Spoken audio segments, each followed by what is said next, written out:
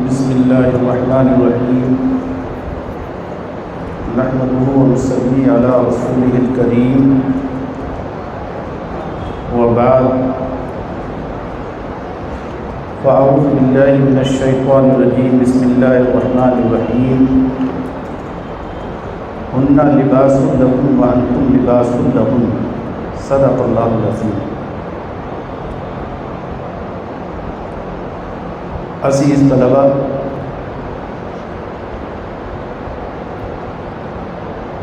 حضور صاحب سجادہ خانقاہ قادریہ جانشین تاجدار اہل سنت کے حکم و ہدایات کے مطابق آج کا اس کیمپ کا جو ٹاپک ہے وہ ہے نکاح و طلاق۔ بہت اہم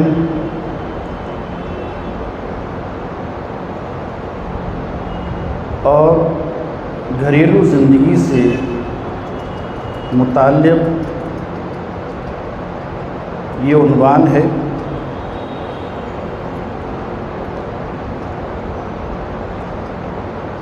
اس کو سمجھنے سے پہلے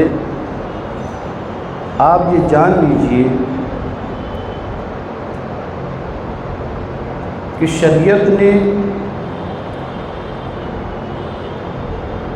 ہر مسئلے کا حل بیان کیا ہے۔ بعض لوگ یہ سمجھتے ہیں کہ اسلام چند عقائد اور تھوڑی سی عبادات کے مجموعے کا نام ہے، تو آپ انہیں یہ بتائیں کہ اسلام جو ہے وہ مکمل ضابطۂ حیات ہے۔ پوری زندگی کا نظام، اس زندگی میں جو مسائل درپیش ہو سکتے ہیں جس شعبے سے متعلق ہوں، ان تمام شعبوں کے حوالے سے اسلام نے واضح اور بنیادی طور پر ان کے حل پیش کیے ہیں۔ خواہ ان مسئلوں کا تعلق آپ کی ذاتی زندگی سے ہو، آپ کی تجارت کی زندگی سے ہو، ان مسئلوں کا تعلق ملت سے ہو یا سیاست سے ہو، بچے کی پیدائش سے لے کر قبر میں جانے تک جتنے مسائل درپیش ہو سکتے ہیں اور قیامت تک جتنے ہوں گے، قرآن اور حدیث نے اس کا واضح حل پیش کیا ہے۔ اور ہمارا دین فطری تقاضوں کے مطابق ہے، اس کی تعلیمات انسان کی فطرت کے مطابق ہے۔ یہ تو ہماری بدقسمتی ہے کہ ہم ایسے دور میں پیدا ہوئے ہیں یہاں اسلامی لا صرف پڑھایا جاتا ہے، اس پر عمل نہیں کیا جاتا ہے، اور بعض حضرات اپنی سادہ لوحی کی بنیاد پر یہ سمجھتے ہیں کہ مدارس میں صرف نماز روزے کے مسئلے سکھائے جاتے ہیں، حالانکہ دنیا میں جس شعبے کے مسئلے کا تعلق ہو وہ مدرسے میں پڑھایا جاتا ہے۔ مکمل اسلامی نظام یہاں سکھایا جاتا ہے اور ہر چیز کے ضابطے بتائے جاتے ہیں۔ تو شریعت نام کس چیز کا ہے؟ شریعت نام ہے انسان کی مکمل زندگی میں جو بھی مسائل پیش آئیں گے، چاہے وہ اعتقادی ہوں، چاہے عملی ہوں، تجارتی ہوں، ملی ہوں، سیاسی ہوں، گھریلو زندگی سے ہوں، باہر کی زندگی سے ہوں، وہ رشتہ داروں سے متعلق ہوں یا دشمنوں سے متعلق ہوں، سب کا واضح طور پر اسلام نے حل پیش کیا ہے۔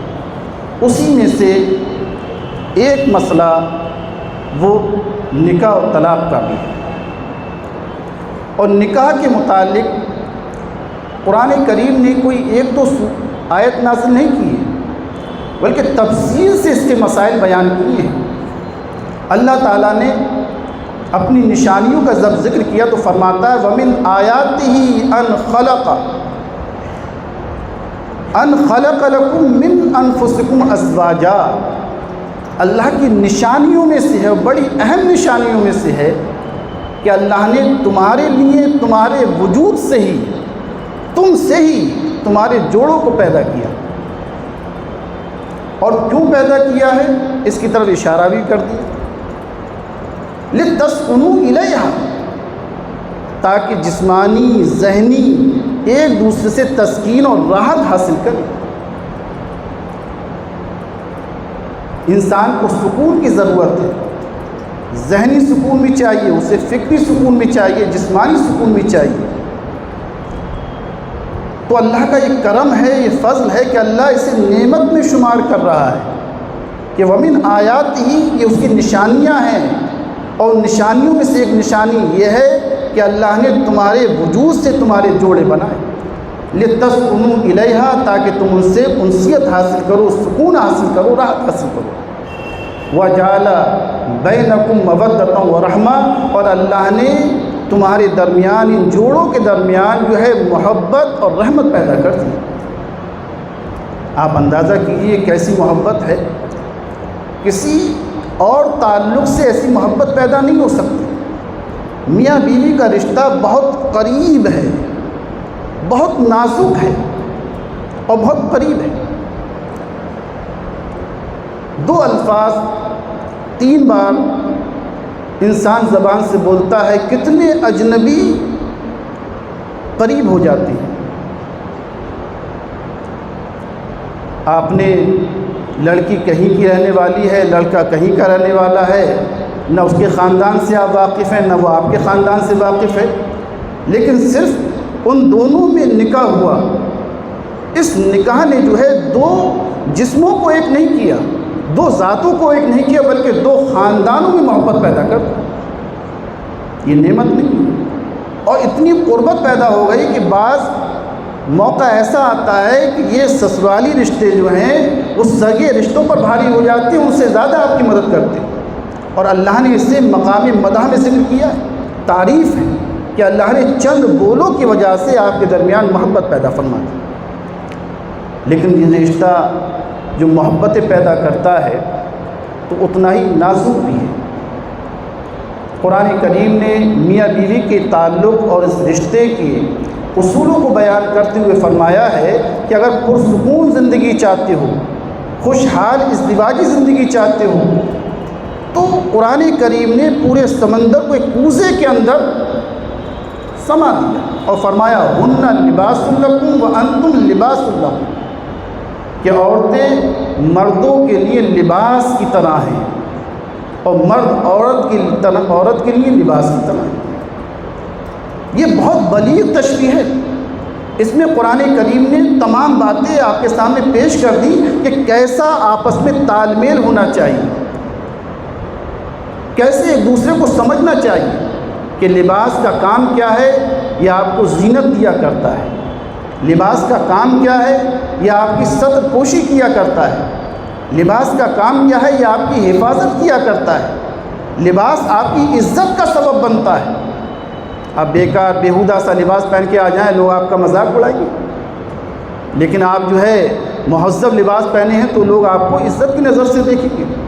لباس سے عزت بھی ہوتی ہے، لباس سے گرمی سردی سے بچا بھی جاتا ہے، لباس آپ کی ستر پوشی بھی کرتا ہے۔ تو قرآن کریم یہ کہتا ہے کہ شوہر بیوی کے لیے اور بیوی شوہر کے لیے لباس کی طرح ہے، یعنی کچھ کمیاں اگر مردوں کے اندر ہے تو کچھ کمیاں جو ہیں وہ عورتوں کے اندر ہے۔ تو مرد عورتوں کی کمیوں کا تذکرہ نہ کریں، ان کمیوں سے صرف نظر کریں، اور عورتیں جو ہیں مردوں کی کمی سے صرف نظر کریں، خوبیوں پر نگاہ رکھیں، اور کمی تلاش اگر کرتے رہیں گی تو ایک کمی مرد نے عورت کی پکڑ لی یا عورت نے مرد کی پکڑ لی تو پوری زندگی میں جو ہے وہ خلفشار پیدا ہو جاتا ہے، انتشار پیدا ہو جاتا ہے، اور جو رشتہ سکون اور اطمینان اور راحت کے لیے قائم کیا گیا تھا وہ فتنے کا سبب بن جاتا ہے۔ کیوں گھر کے اندر آدمی جاتا ہے پورے دن کے اندر دوڑ دھوپ کری، اس نے کاروبار میں، تجارت میں مختلف لوگوں سے اسے جو ہے سابقہ ہوا ہے، ذہن پر دباؤ ہے، گھر میں گیا اسے سکون مل گیا اور وہ خوشی سے رہ رہا ہے۔ اور گھر کے اندر ہی اگر انتشار رہے تو نہ آدمی کو باہر سکون ہے نہ اندر سکون۔ تو یہ لباس کی جو تشبیہ دی ہے، اس سے یہ اشارہ ملتا ہے کہ آدمی جو ہے وہ ہر ایک کی عزت نفس پر وار نہ کرے۔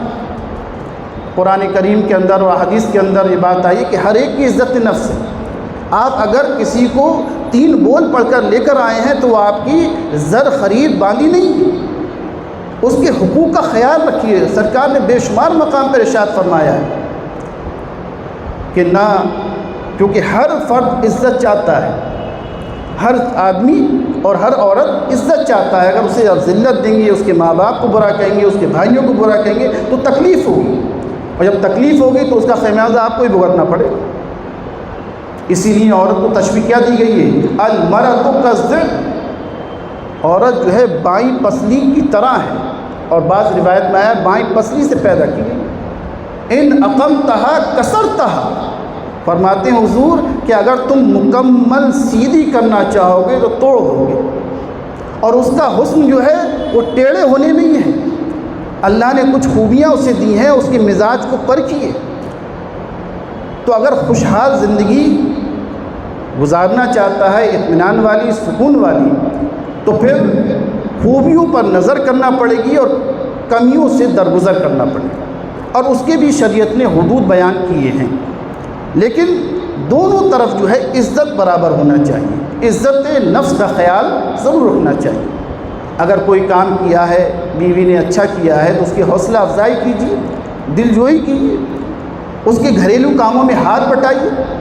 نبی کریم صلی اللہ علیہ وسلم افضل البشر، سید المرسلین ہونے کے باوجود جب گھر میں تشریف لے جاتے تھے تو اس کے بعد اپنی ازواج مطہرات کے کاموں میں ہاتھ بٹایا کرتے تھے، ان کی دلجوئی کیا کرتے تھے۔ اور جب یہ سمجھ لیں کہ شوہر بھی میرا نہیں ہے تو پھر اس کے اندر جو ہے بغاوت پیدا ہوتی ہے۔ اگر وہ سمجھے شوہر میرا ہے اور جو ہے میرا خیال رکھنے والا ہے، میری فکر رکھنے والا ہے، تو پھر اس کے اندر بغاوت پیدا نہیں ہوتی۔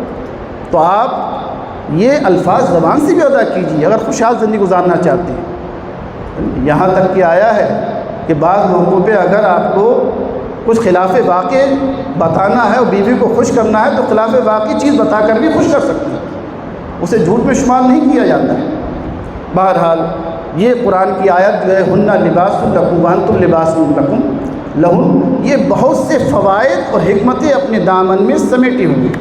اس پر اگر آپ عمل کریں گے تو انشاءاللہ زندگی خوشگوار ہو سکے گی۔ اب جب آپ کو شادی کرنا ہے تو شادی میں آپ کو کیا دیکھنا ہے؟ سرکار دو عالم صلی اللہ علیہ وسلم فرماتے ہیں تنکح المرأۃ لاربع، عورت سے جو نکاح کیا جاتا ہے وہ 4 باتوں کی بنا پر کیا جاتا ہے۔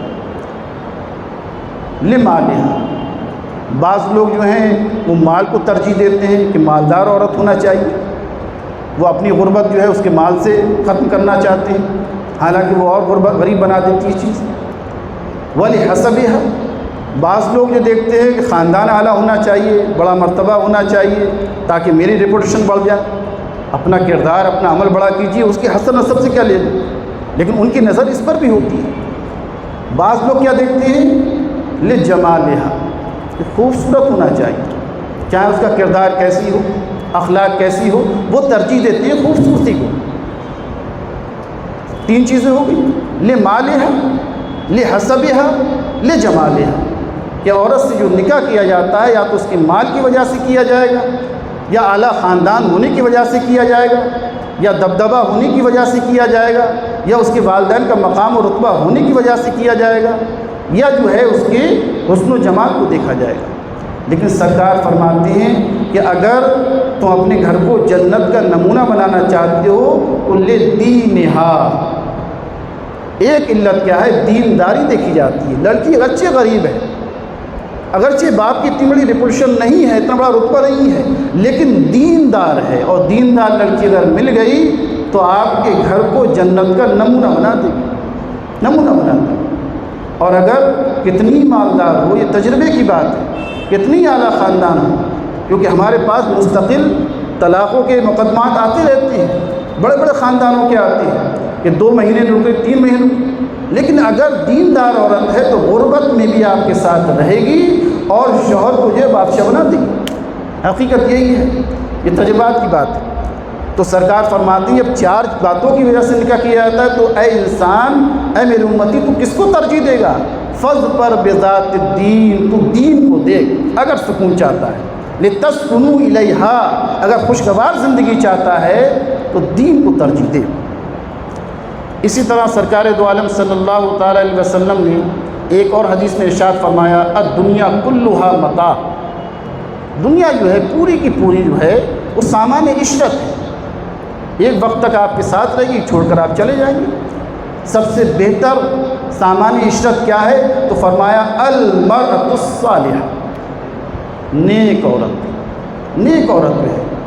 لیکن عام طور پہ جو نظر ہوتی ہے ہمارے گھر والوں کی بھی یا نوجوانوں کی، وہ جمال ہے، صورت کو دیکھتے ہیں، لیکن اہمیت جو ہے وہ سیرت کی ہے، کیونکہ صورت سے واسطہ چند مہینوں تک رہتا ہے اور سیرت سے واسطہ ہمیشہ رہتا ہے۔ اسی لیے سرکار دو عالم فرماتے ہیں، خیرکم خیرکم لأہلی، تم میں سب سے بہتر وہ ہے جو اپنے گھر والوں کے ساتھ بہتر ہے، وَأَنَا خَيْرٌ لِأَهْلِي، اور میں اپنے گھر والوں میں سب کے ساتھ سب سے بہتر ہوں۔ دیکھیے عام طور پہ یہ دیکھا جاتا ہے کہ باہر والوں کے ساتھ ہم بڑے با اخلاق ہوتے ہیں، بڑے خلوص سے ملتے ہیں، بڑے نرمی سے ملتے ہیں، ہنس کے ملتے ہیں، ان کی باتیں بھی برداشت کر لیتے ہیں، لیکن تمام ہماری مردانہ قوتیں اور طاقتیں اور پریشر جو گھر والوں پر جا کر دکھتا ہے۔ اصلی اخلاق کا مظاہرہ گھر کے اندر معلوم ہوتا ہے۔ اسی لیے کسی شوہر کے متعلق آپ کو تحقیق کرنا ہے کہ با اخلاق ہے یا بے اخلاق ہے، تو اس میں گواہی کس کی معتبر ہوتی ہے؟ بیوی کی ہوتی ہے سب سے زیادہ، کیونکہ وہاں پر جو ہے وہ کب تک بناوٹ کرے گا، وہاں کیچلی اترنا ہی ہے، اصلی لباس میں آ جاتا ہے۔ کیسی عادتیں ہیں، پھوڑپن ہے، جلدی ناراض ہو جاتا ہے، تو وہ جو خبر دے گی وہ صحیح ہوگی۔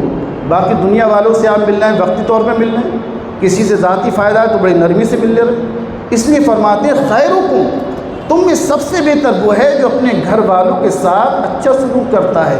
ماں کے ساتھ کس طرح بول رہے ہو، اپنے بھائیوں کے ساتھ کس طرح گفتگو کر رہے ہو، بہنوں کے ساتھ تمہارا برتاؤ کیا ہے، پھوپھیوں کے ساتھ کس طرح رہتے ہو، تو آپ کے جو گھر کے لوگ ہیں ان کے ساتھ سب سے بہتر برتاؤ ہونا چاہیے۔ اس لیے سرکار نے کیا فرمایا؟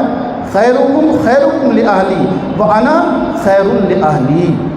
تو اس سے معلوم یہ ہوا کہ ہمارا برتاؤ جو ہے بیویوں کے ساتھ اچھا ہونا چاہیے، کیونکہ مرد کی ذمہ داری زیادہ ہے، جو نگراں ہوتا ہے، جو نگہبان ہوتا ہے، جو گھر کا سنچالک ہوتا ہے، اس کی ذمہ داری بڑی ہوتی ہے۔ اس لیے فرمایا الرجال قوامون علی النساء، عورتوں کے نگہبان جو ہیں، ان کے نگراں جو ہیں، دیکھ ریکھ کرنے والے مرد ہیں۔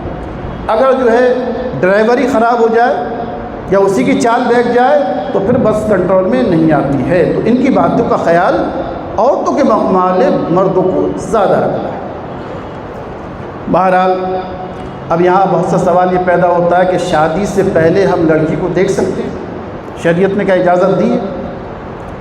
دیکھیے شریعت نے اجازت دی ہے، آپ اپنے گھر والوں کے ساتھ اگر رشتہ لگ رہا ہے، دیکھنے کی خواہش رکھ رہے ہیں، تو سرکار نے فرمایا ایک نظر آپ ڈال سکتے ہیں، لیکن صرف نظر ڈالنا ہے، یہ نہیں ہے کہ آپ گفتگو شروع کر دیں، جو آج کل ماحول بنا ہوا ہے، یہ شریعت میں حرام ہے، کیونکہ ابھی وہ آپ کی بیوی نہیں ہے، صرف رشتہ جڑا ہے اور آپ کے پاس نمبر آ گیا، ان کے پاس آ گیا، یہ گفتگو شرعی طور پر غلط ہے۔ اس طرح کی باتیں جب تک آپ کا عقد نہ ہو جائے۔ ہاں اب یہاں پر ایک مسئلہ یہ ہے کہ پسند کی شادی کر سکتے ہیں یا نہیں؟ بھئی یہی پسند کی شادی ہے کہ آپ کو اگر کوئی نظر پڑ گئی ہے اور آپ کے دل میں کوئی ہے، کیونکہ زندگی آپ کو گزارنا ہے، تو اپنے ماں باپ کو بتا کر اور ان کی رضامندی لے کر اور ان کی رضا لے کر آپ شادی کر لیں، بہت اچھی بات ہے، اس میں محبت نہیں، لیکن خود یہ قدم نہ اٹھائیں، کیونکہ یہ تجربے کی بات ہے کہ جو ماں باپ رشتہ لگاتے ہیں اس میں اللہ برکت عطا فرماتا ہے۔ آپ کی ابھی نگاہیں کوتاہ ہیں، تجربہ ناقص ہے، انہوں نے ایک زندگی گزاری ہے، وہ جانتے ہیں کہ یہ گاڑی کس طرح چلنا ہے، یہ گاڑی صرف حسن و جمال سے نہیں چلے گی، آپ ایک رخ کو دیکھیں گے، ایک پہیے کو دیکھیں گے، اور آپ کے ماں باپ اور آپ کے بڑے جو ہیں وہ گاڑی کی ہر چیز کو دیکھتے ہیں، لہذا کوئی بھی ماں باپ جو ہے اپنی اولاد کا برا نہیں چاہتا۔ تو میں جو ہے اس کی تائید کرتا ہوں اور آپ لوگوں سے یہ کہتا ہوں کہ آپ جو ہے اپنے ماں باپ کی پسند شادی کریں، شادی تو کریں کہ نبی کی سنت ہے، کیونکہ اللہ تبارک و تعالیٰ نے مرد اور عورت کے درمیان ایک طبعی اور فطری میلان رکھا ہے، یہی میلان جو ہے وہ نسل انسانی کی افزائش کا سبب ہے، اور اس کے اندر بہت سی حکمتیں اور برکتیں پوشیدہ ہیں۔ لہذا نکاح جو ہے وہ انبیاء کی بھی سنت ہے، ہمارے نبی کی بھی سنت ہے۔ نکاح کی صوفیہ بھی کرتے ہیں، علماء بھی کرتے ہیں، حفاظ بھی کرتے ہیں، محققین بھی کرتے ہیں۔ تجردانہ زندگی اور مجرد زندگی کی اسلام حمایت نہیں کرتا، کیونکہ اس سے بہت سے نقصانات پیدا ہوتے ہیں۔ اب جیسے حضرت نے کل فرمایا بھی کہ ایک سے زیادہ شادی کر سکتے ہیں یا نہیں، ایک سے زیادہ شادی آج کے دور میں نبھانا محال تو نہیں ہے، لیکن دشوار بہت ہے، کیونکہ قرآن کریم نے جو شرط بیان کی ہے ایک سے زیادہ شادی کی، اس شرط پر اترنا ہر ایک کی بس کی بات نہیں۔ آج ہم دیکھتے ہیں کہ ایک بیوی کے ساتھ معاملہ بڑا پیچیدہ ہو جاتا ہے، اس کے ساتھ عدل نہیں ہو پاتا، اس کی دستیوں شکایتیں آپ سے وابستہ ہیں، اس کی ضروریات بڑی ہوئی ہیں، آپ کی بڑی ہیں، تو اسی میں آدمی جو ہے 24 گھنٹے ایک کے چار بنانے میں لگا ہوا ہے کہ ضرورتیں فرمائشیں زیادہ کر دی ہیں، تو لہٰذا یہ جوڑا خریدنا ہے، یہ 3000 کا ہے، اپٹن کا الگ ہے، سمجھے، نکاح کا الگ ہے، ولیمے کا الگ ہے، چوتھی کا الگ ہے۔ ایک شادی جو ہے امام صاحب کی کئی تنخواہ پہ بھاری پڑ جائے گی، اب آپ کو کرنا ہے، کہاں جائے گا والے؟ اب اس میں آدمی اپنی بیوی بچوں کی ضرورتیں پوری کرنے کے لیے جائز ناجائز کی طرف نہیں دیکھتا، جو مل جائے اسے مل جائے، لیکن یاد رکھیے اگر آپ نے بیوی کی خواہش پوری کرنے کے لیے، بچوں کی ضرورت پوری کرنے کے لیے ناجائز کمائی لی ہے تو یہ بچے کھا تو لیں گے آپ کے، بیوی آپ کے کپڑے اور زیور پہن تو لے گی، لیکن قیامت کے دن جب آپ کی پکڑ ہوگی تو اس میں شریک نہیں ہوں گے کہ دو چار جو ہے در ان کے بھی لگ جائیں، نہیں، یہ تو جو کھلا رہے تھے ہم کھا رہے تھے، تو وہ ساری سزا آپ کو بھگتنا ہے۔ لہٰذا آپ جو ہے اتنی ہی پیر پھیلائیں جتنی چادر، سمجھے۔ اب 2 شادی کے متعلق یا 3 شادی کے متعلق قرآن کیا کہتا ہے؟ قرآن کہتا ہے فَانْكِحُوا مَا طَابَ لَكُم مِّنَ النِّسَاءِ مَثْنَىٰ وَثُلَاثَ وَرُبَاعَ، کہ جو تمہارے لیے اللہ نے حلال کر دی ہیں عورتیں، اس میں 2 بھی کر سکتے ہیں نکاح، 3 بھی کر سکتے ہیں اور 4 بھی کر سکتے ہیں، ایک وقت میں 4 شادیاں آپ کر سکتے ہیں، اس کی شریعت نے اجازت دی ہے۔ فَانْكِحُوا نکاح کرو، مَا طَابَ جو بہتر ہوں، جو حلال ہوں آپ کے لیے، لیکن اس کے بعد کیا فرمایا؟ فَإِنْ خِفْتُمْ أَلَّا تَعْدِلُوا اگر تم ان سب کے درمیان عدل نہیں کر سکتے فَوَاحِدَةٌ تو ایک کرنا، ایک کرنا۔ عدل کیا ہے؟ اب اس کی شرط آپ سنیے، یعنی تمام بیویوں کے حقوق برابر ہیں۔ اگر ایک گھر آپ دے رہے ہیں 100 گز کا ایک بیوی کو، تو آپ ذمہ داری ہے کہ چاروں کو 100 گز کا دیا جائے گا، نان و نفقہ برابر کا ہوگا۔ اگر ایک جوڑا جس ریٹ کا، جس قیمت کا آپ نے ایک بیوی کو دیا ہے، تو وہ آپ دوسری بیوی کو بھی دیں گے، تیسری کو بھی دیں گے، باریاں بھی ہوں گی الگ الگ مقرر۔ لیکن یہاں پر کیا ہے، اگر ایک بیوی نے زیادہ خدمت کری تو سارے اختیارات اسے مل جائیں گے، کیونکہ ایک بیوی کے ساتھ ہی آدمی جو ہے وہ عدل و انصاف کا برتاؤ اس دور میں نہیں کر پا رہا ہے، چہ جائے کہ 2، تو یہ شرط، اس شرط کو آدمی بھول جاتا ہے اور 4 شادیوں کی دہائیاں دینے لگتا ہے کہ بھئی اسلام نے اجازت دی، میرا حق ہے۔ لیکن سوچیں یہ ناممکن و محال نہیں ہے، لیکن کیا آپ اس پر کھڑے اتر سکتے ہیں؟ اگر سفر پہ لے جا رہے ہیں یا تو 4 کو لے جائیے یا پھر اس میں تقسیم کریے، 1 کو لے جائیں گے آپ۔ ہر چیز میں برابری چاہیے، اگر کسی ایک حق میں بھی آپ نے ناانصافی کر دی تو اللہ کے نزدیک آپ گناہ گار ہوں گے اور قیامت میں سخت پکڑو۔ اب آپ فیصلہ کر سکتے ہیں یہ عدل کی شرط جو ہے کتنی سخت ہے، اور یہ دونوں کے تعلق سے ہے، میاں کے تعلق سے ہے، بیوی کے تعلق سے ہے، دونوں کے اندر عدل و انصاف نے فَإِنْ خِفْتُمْ أَلَّا تَعْدِلُوا فَوَاحِدَةٌ تو بھائی غنیمت یہی ہے کہ ایک ہی ہو جائے بھائی، اور ایک ہی پہ اکتفا کیجئے، اسی کے ساتھ حسن سلوک سے آپ چلیے اور شریعت کے مطابق زندگی گزاریے، 2 کے چکر میں نہ پڑیں۔ لیکن حرام نہیں کہہ سکتے. جیسے حضرت نے فرمایا کوئی چیز جو ہے اس کی شرطیں سخت ہیں، اگر وہ شرطیں آپ کے اندر پائی جا رہی ہیں، آپ کے اندر جسمانی قوت بھی ہے، مالی قوت بھی ہے، اور عدل و انصاف والے ہیں آپ، متقی پرہیزگار، آپ کر لیجیے، کوئی حرج کی بات نہیں. تو یہ محال نہیں ہے لیکن دشوار انتہائی ہے. تو لہٰذا عافیت یہ ہے کہ ان چیزوں سے بچا جائے جس میں اپنی عاقبت خراب ہونے کا اندیشہ ہے. اور سب سے زیادہ عاقبت جو خراب کرتی ہے وہ عورت ہی کرتی ہے، یاد رکھیے. حضور نبی کریم صلی اللہ علیہ وسلم نے کیا فرمایا ہے کہ میں اپنی امت میں، میری امت میں بہت سے فتنے ہیں، لیکن سب سے بڑا فتنہ جو میں چھوڑ کر جا رہا ہوں میرے بعد، وہ عورت کا فتنہ ہے. اور ایک متعلق کیا فرمایا کہ سب سے پہلے بنی اسرائیل جس فتنے کے اندر مبتلا ہوئی ہے وہ عورت کا فتنہ تھا. اسی لیے اسلام نے ایک قانون بنایا ہے کہ الخلوۃ بالاجنبیہ حرام، اجنبی عورت کے ساتھ تنہائی میں جانا یہ حرام ہے. اب یہ حرام کیوں رکھا، اس کی وجہ کیا ہے، اس پہ غور کیجیے. دیکھیے اسلام کا، شریعت کا ایک مقصد ہے سد ذرائع مفاسد. جس جگہ سے فتنہ پیدا ہو سکتا ہے، فساد پیدا ہو سکتا ہے، پہلے اس دروازے کو بند کر دو کہ یہاں سے فتنے آ سکتے ہیں. یہ فتنوں کی آماج گاہ ہے، تو آپ کا تقاضا کیا ہے، اس دروازے کو بند کر دیا جائے. تو اسلام نے خلوت بالاجنبیہ، اجنبی عورت کے پاس تنہائی میں بیٹھنے کو حرام قرار دیا. کیوں حرام قرار دیا ہے؟ اس لیے کہ یہ گناہوں کے دروازے کو کھولے گا. اس لیے سرکار فرماتے ہیں کوئی آدمی کسی اجنبی عورت کے ساتھ تنہائی میں جاتا ہے تو تیسرا ان کے ساتھ شیطان ہوتا ہے کہ وہ انسان کی خون کی رگوں میں جاری ہونے کی قدرت رکھتا ہے. اسی لیے اجنبی عورت کے ساتھ مرد کا بیٹھنا یہ شرعاً حرام ہے. اب آپ دیکھ لیجیے اس میں جو بھی طریقہ کار ہے جو ہمارے یہاں رائج ہے، وہ سمجھتے ہیں کہ اس میں کوئی حرج نہیں. کوئی بھی عورت اگر وہ اجنبی ہے اس سے آپ کا نکاح ہو سکتا ہے، تو تنہائی میں اس کے ساتھ بیٹھنے کی اسلام نے اجازت نہیں دی ہے، کیونکہ یہ فتنوں کو کھولنے کا سبب بنے گی اور شریعت نے اس چیز کو منع کیا ہے. بہرحال آپ نے یہاں سے اسلام کے جو نقطۂ نظر ہے نکاح، اس کے بارے میں جانا کہ عام حالات جو ہیں، اس حالات میں نکاح جو ہوتا ہے وہ سنت ہوتا ہے. آپ سنت کیجیے. اور حضور نبی کریم صلی اللہ علیہ وسلم نے ایک حدیث میں فرمایا ہے کہ جس بندے نے نکاح کر لیا تو گویا کہ اس نے اپنے آدھے ایمان کی حفاظت کر لی. آدھے ایمان کی حفاظت فرمایا حضور نے کیا. اور یہ احیاء العلوم کے اندر یہ حدیث امام غزالی نے نقل کی ہے اور مشکات شریف کے اندر بھی ہے.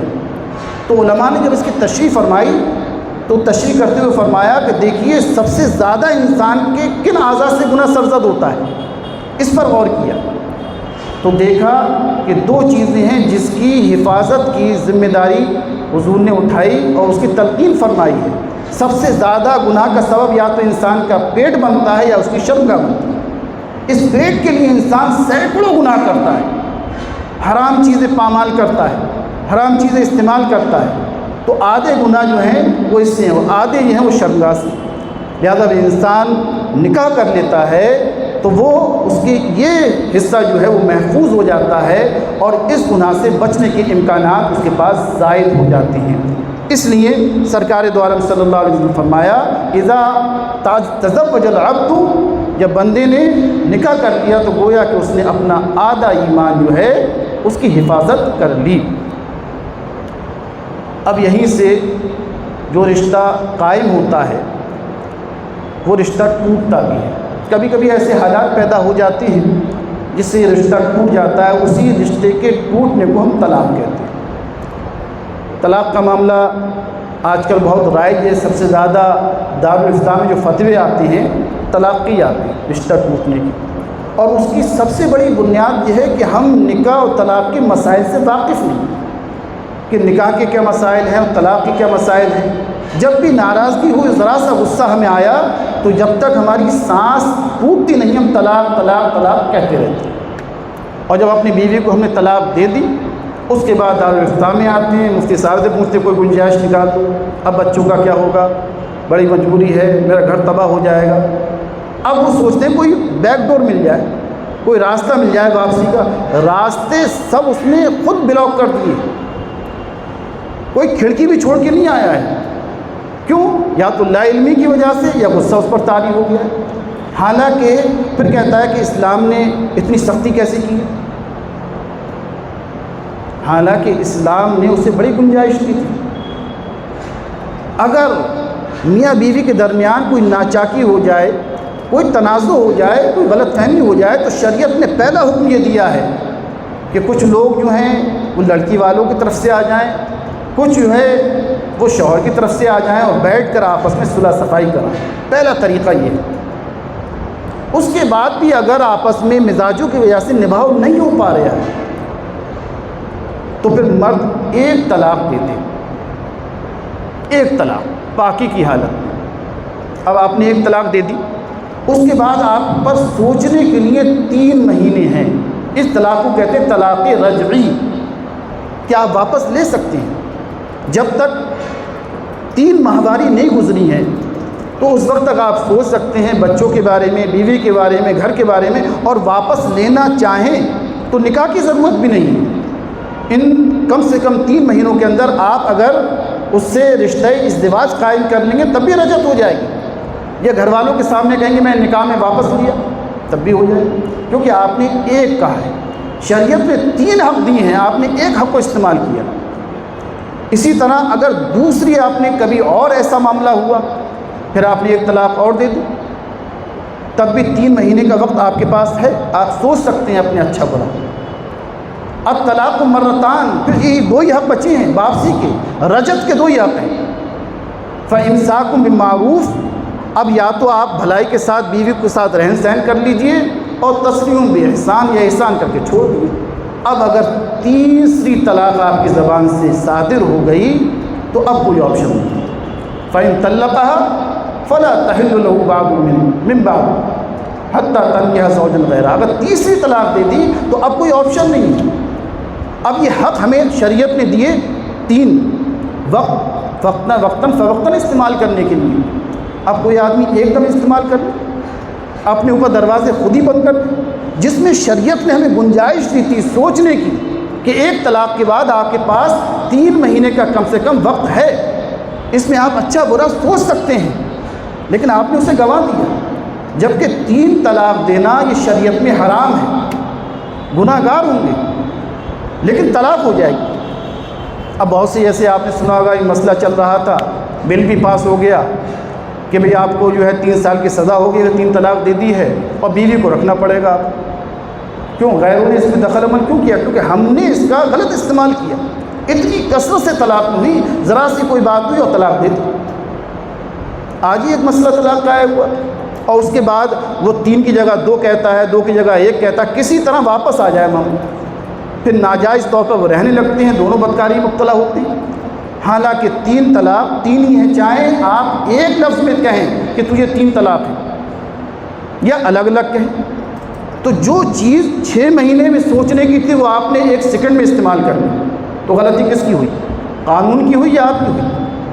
ایک بار ایک واقعہ ہوا، شیخ صاحب حیات تھے، تو ان کے دور میں گاؤں سے کچھ لوگ آئے، اس میں کچھ بوڑھے شخص بھی تھے، ہوں گے 7-8 لوگ۔ 3 یا 4 مہینے پہلے ان کے بیٹے کی شادی ہوئی تھی، اور اس نے کسی ناچاکی میں 3 بار طلاق دی۔ شیخ صاحب نے فرمایا بھی مجھ سے آپ بیٹھیں، اس مسئلہ پوچھ لوں۔ میں انہیں کمرے میں لے گیا، میں نے انہیں بتایا کہ طلاق ہو گئی۔ اب وہ بزرگ جو تھے گاؤں کے، وہ میرے اوپر گرم ہو گئے، بڑے غصے میں آ گئے، ارے یہ کیا ہوا، اتنے لاکھ روپے میں نے خرچ کرے ہیں اور ایسا ہو گیا، آپ کہیں 3 الفاظ کا اتنا بڑا رشتہ ٹوٹ گیا۔ تو میں ان کی ذہنی کیفیت کو میں نے بھانپا، جو غصے میں ہیں اس وقت، میں نے انہیں پانی دیا بیٹھ جائے تاکہ ان کا غصہ سرد ہو۔ پھر میں نے انہیں بٹھایا اور اس کے بعد کہا، یہ بتائیے آپ کہ یہ رشتہ جڑا کیسے تھا، یہ رشتہ قائم کیسے ہوا؟ اب سوچنے لگے، بھئی 3 الفاظ سے رشتہ قائم ہوا تھا، اس کے لیے اور تو محنت نہیں کی تھی۔ بھئی آپ نے 2 سال تک رسمیں ادا کی، تو وہ رسمیں ہیں کہ یہ اپٹن کی رسم ہے، یہ منگنی کی رسم ہے، یہ مہندی کی رسم ہے، اس سے شریعت کا کوئی تعلق نہیں ہے۔ جو اگر آپ تمام رسمیں کہیں اور قبل تو نہ کہیں، میں یہ قبول ہے تو نکاح ہوگا۔ نکاح کا اصل اصل کیا ہے کہ گواہوں کی موجودگی میں قاضی آپ سے ایجاب و قبول کرائے، آپ نے اس کو قبول کر لیا، یہ تو نکاح ہے اصل۔ نکاح ہماری نزدیک عبادت ہے۔ حضور نے فرمایا نکاح کرنے میں اجر ملتا ہے، بیوی کے ساتھ جو ہے ازدواجی عمل قائم کرنے میں ثواب ملتا ہے۔ صحابہ نے عرض کیا یا رسول اللہ ہم اپنی خواہش پوری کر رہے ہیں اور ہمیں ثواب مل گیا ہے۔ تو سرکار دو عالم نے کتنا پیارا جواب دیا، فرماتے ہیں اگر یہ خواہش غلط جگہ پوری کرتے تو گناہ ملتا نہیں ملتا۔ اتنا سخت گناہ ہے کہ بعض حالت میں جان تک چلی جاتی، رجم کر دیا جاتا۔ تو جب آپ نے جائز طریقے سے اللہ اور اللہ کے رسول کے اصول کے مطابق اپنی ضرورت کو پورا کیا تو اللہ کے رسول فرماتی اس عمل کے اندر جو ہے وہ اجر ملے گا۔ لیکن آج ہمارا معاملہ اس کے بالکل برعکس ہوتا ہے۔ نکاح میں آپ دیکھ رہے ہیں تو میں نے ان سے عرض کیا کہ رشتہ کس سے جڑا تھا؟ الفاظ سے جڑا تھا، اور الفاظ چند کہہ دیے اسی سے ٹوٹ گیا۔ جو چیز جس طرح جوڑتی ہے اسی طرح ٹوٹ جاتی ہے۔ جو آپ کے خونی رشتے ہیں آپ زبان سے اسے ختم کرتے رہیں کبھی ختم نہیں ہوں گے۔ یاد رکھیے گا میاں بیوی کا تعلق اور رشتہ بہت مضبوط بھی ہے، بہت قریبی بھی ہے اور بہت نازک بھی ہے، بہت حساس ہے۔ آپ بہن سے اپنا رشتہ ختم کر دیں کبھی ختم نہیں ہوگا۔ آپ بیٹے سے اپنے تعلق ختم کر دیں سالہ سال نہ بولیں بیٹا رہے گا آپ بھائی سے اپنا تعلق ختم کر دیں جبکہ گناہ ہے، لیکن وہ ختم کرنے سے ختم نہیں ہوگا جب تک آپ کے رگوں میں خون دوڑ رہا ہے اور اس کی رگوں میں خون دوڑ رہا ہے تو آپ کا وہ بھائی رہے گا، مرنے کے بعد بھی آپ کا بھائی کہلائے گا، کیونکہ یہ تعلق خونی رشتہ ہے۔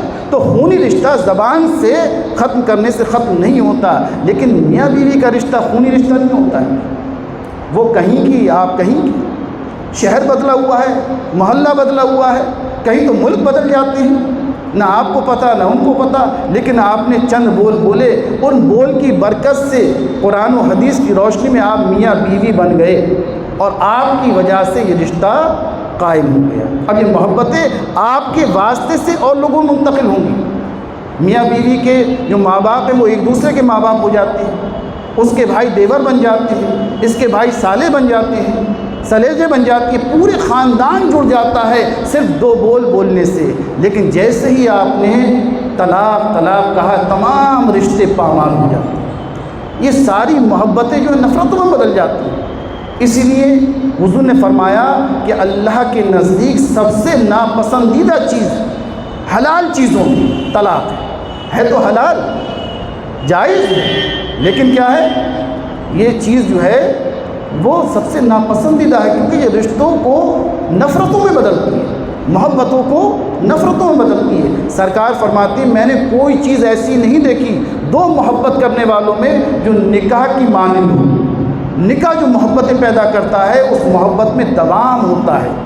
شریعت نے چاہا ہے اس بات کو کہ یہ میاں بیوی کا رشتہ دائمی ہو، یہ انتشار کا سبب نہ بنے، لیکن ہم اپنی حرکتوں سے اس کو وقتی نکاح بنا دیتے ہیں اور پھر آدمی کچہری کے چکر لگا رہا ہے، کورٹ کے چکر لگا رہا ہے۔ کیوں؟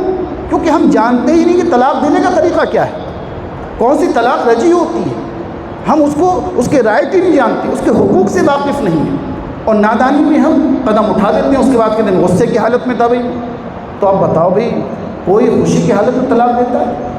کیا آج آپ نے کھانا اچھا بنایا تمہیں طلاق، کیا آج اچھی لگ رہی ہو تمہیں طلاق؟ ایسا تو کوئی نہیں کرتا نا، طلاق غصے کی حالت میں ہوتی۔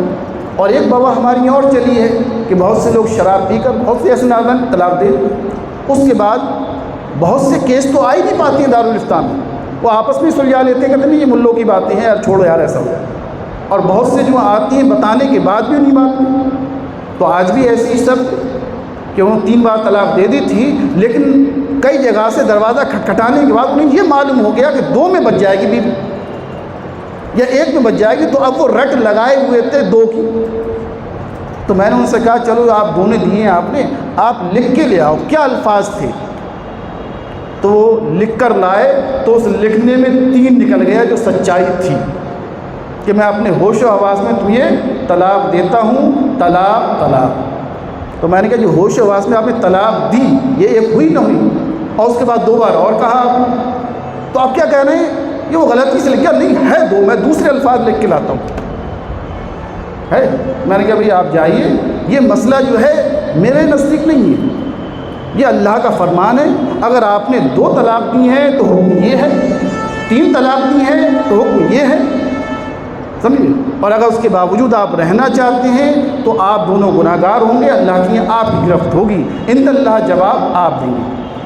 تو جب ان بزرگ کو میں نے سمجھایا کہ یہ رشتہ جو ہے وہ خونی رشتہ نہیں ہے، الفاظ کا ہے، تب ان کے سمجھ میں آیا کہ ہمارے بیٹے سے غلط ہے۔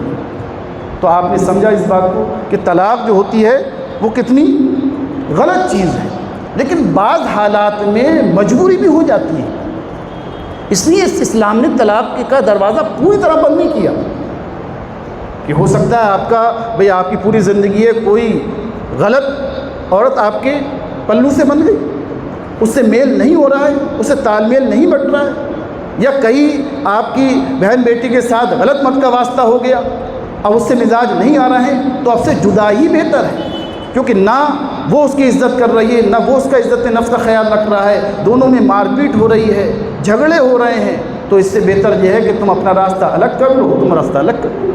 یہ انتہائی مجبوری میں ہے جب کوئی بھی چارہ نہ ہو، لیکن آج جو ہے وقت ذرا سی چیز میں آدمی جو ہے قدم اٹھا لیا کرتا ہے اور طلاق دے دیا کرتا ہے۔ تو طلاق جو ہے اگرچہ جائز ہے، سمجھے، لیکن سب سے ناپسندہ چیز ہے۔ تو ایک طلاق ہوتی ہے طلاق رجعی، 2 طلاق آپ نے دی تو وہ بھی رجعی ہوتی ہے اگر صریح طلاق دی ہے، اور اگر 3 طلاق دے دی تو پھر آپشن باقی نہیں رہتا ہے۔ تو جو شادی کر چکے ہیں وہ تے لام الف قاف طلاق اس سے پرہیز کریں، یہ لفظ مذاق میں بھی نہ کہیں، یاد رکھیے گا ان چیزوں کے ساتھ مذاق نہیں کیا جاتا ہے۔ اگر آپ نے کلمہ کفر کے ساتھ مذاق میں بھی کلمہ کفر بول دیا تو کافر ہو جائیں گے، دین کی کسی کے ساتھ مذاق نہیں کرتے ہیں۔ اسی طرح اگر مذاق میں بھی یہ الفاظ نکل گئے طلاق ہو جائے گی، فون پر لکھ کر بھیج دیے آپ نے طلاق ہو جائے گی، بیوی سامنے ہو یا نہ ہو طلاق ہو جائے گی، وہ پاکی کی حالت میں ہے کہ ناپاکی کی حالت میں طلاق ہو جائے گی، اس نے الفاظ سنے ہوں یا نہ سنے ہوں طلاق ہو جائے گی۔ تو طلاق کا مسئلہ بہت نازک ہے، جیسے کلمہ کفریہ کلمہ آپ اپنی زبان سے ادا کریں، کسی کے کفر پر راضی ہو جائے تو یہ بھی کفر ہے۔ تو اس میں بہت، تو جن کی شادی ہو گئی ہے وہ اس لفظ کا استعمال نہ کریں، اور جو کرنے کے خواہش مند ہیں اور کریں گے انشاءاللہ، کریں گے نہیں کریں گے، ہاں، کیونکہ من رغب عن سنتی فلیس منی، اگر حضور نے فرمایا کہ میری سنت پر عمل نہیں کرے گا تو وہ میرے طریقے پر نہیں ہے۔ اور یہ جب آپ شادی کر لیں گے تو بہت سے فائدے بھی ہیں، اخروی فائدے بھی ہیں اور دینی فائدے بھی۔ حضور نے دعا فرمائی ہے میاں بیوی کے لیے کہ کتنے خوش نصیب ہیں وہ میاں بیوی جو ایک دوسرے کو فجر کی نماز کے لیے اٹھاتی، اور اگر بیوی نہیں اٹھ رہی ہے تو شوہر پانی ڈال دے رہا ہے تفریح، اور شوہر اگر نہیں اٹھ رہا ہے تو بیوی نے پانی ڈال دیا۔ تو ایک دوسرے کا تعاون کرنا ہے عبادات میں، تو حضور ان کے لیے خوشحالی کی دعا فرماتے ہیں کہ وہ تعاون کر رہے ہیں کیا کے لیے، نیکی پر، بیوی شوہر کے لیے اور شوہر بیوی کے لیے۔ لہذا آپ جو ہے اگر بیوی کی پرورش کر رہے ہیں، بچوں کی پرورش کر رہے ہیں، تو یہ نہ سمجھیں کہ بھئی یہ ضائع ہو رہا ہے۔ ہمارے حضرت نے بھی ارشاد فرمایا تھا کہ بیوی بچوں کی پرورش کرنا یہ عبادت ہے۔ اگر جائز مال سے آپ کر رہے ہیں، محنت کر رہے ہیں، مزدوری کر رہے ہیں، آفس جا رہے ہیں، پڑھا رہے ہیں اور حلال کمائی لا رہے ہیں، تو حضور فرماتے ہیں ایک لقمہ بھی اگر آپ اپنی بیوی کے منہ میں رکھ رہے ہیں، وہ اپنے بچوں کے منہ میں رکھ رہے ہیں، تو اللہ ہر لقمے کے بدلے میں صدقے کا ثواب دیتا ہے۔ تو ہماری تجارت بھی، ہمارے جو ہے نکاح بھی، یہ سب عبادت میں شامل ہے۔ کیوں؟ کیونکہ ہم عبادت کے لیے ہی پیدا ہوئے ہیں۔ وما خلقت الجن والانس الا لیعبدون، یہ تمام کام کر رہے ہیں، تجارت بھی کر رہے ہیں، نکاح بھی کر رہے ہیں، اور تمام دنیا کے معاملے میں ہم شریک ہو رہے ہیں، اس کے بعد بھی عبادت کیوں ہے؟ عبادت اس لیے ہے کیونکہ ہم نبی کے نقش قدم پر چل رہے ہیں۔ تو یہ کام اگر نبی کے نقش قدم پر، ان کی سنتوں پر عمل کرتے ہوگا تو انشاءاللہ ہر کام کے اندر ثواب ہے، ورنہ مسجد کے اندر آپ بیٹھ جائیے اور مسلمانوں کا برا سوچیے، اپنے بھائی کا برا سوچیے، تو مسجد میں اگر بیٹھنے کے بعد بھی، کعبے میں بیٹھنے کے بعد بھی گناہ میں مبتلا ہوں گے۔ یاد رکھیے مقام سے فرق نہیں پڑتا اگر آپ غلط سوچ کے ساتھ کوئی کام کر رہے ہیں، لیکن خیر خواہی کے جذبے کے ساتھ۔ سرکار نے فرمایا جو نمازی جو ہے نماز میں پہلے سے بیٹھ گیا، انتظار کر رہا ہے، تو جب تک انتظار کر رہا ہے وہ نماز ہی پڑھ رہا ہے، اسے نمازی کا ثواب ملے گا۔ لہذا اللہ تعالیٰ ہمیں توفیق دے کہ ہم شریعت کے مسائل کو سیکھیں، اسے جانیں، سمجھیں اور دوسروں تک پہنچائیں۔